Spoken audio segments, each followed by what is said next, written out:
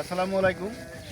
এখনও আমরা যারা বীজ নিয়ে চিন্তিত আছি তাদেরকে আমি পরামর্শ বলবো যে আপনারা বাইরে দুটো বীজ আছে এই বড় সিজনে যদি আপনারা বেশি ফলন নিতে চান, হাইব্রিড ধান চাষ করতে চান, তাহলে সেই ক্ষেত্রে আপনারা বাইরের এই দুইটা বীজ চাষ করতে পারেন। একটা হলো এজেড 6453 ST, আরেকটা আছে আপনার 6585। এই দুটো জাত যদি আপনারা চাষ করেন তাহলে আপনারা ঘরের পর্যাপ্ত পরিমাণে ফলন উঠাইতে পারবেন।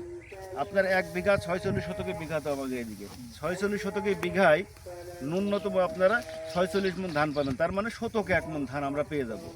খুবই ভালো ধান।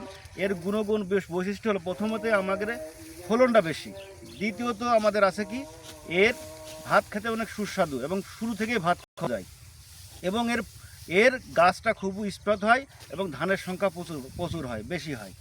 এই জন্য আপনারা যারা এখনও চিন্তাভাবনা করছেন কী বীজ কিনবেন, কোথায় খুঁজে পাবো, বাইরে যারা রিটেলার আছে অথবা বাইরে ডিস্ট্রিবিউটার আছে তাদের কাছে আপনারা খোঁজখবর নেন ইমার্জেন্সিভাবে।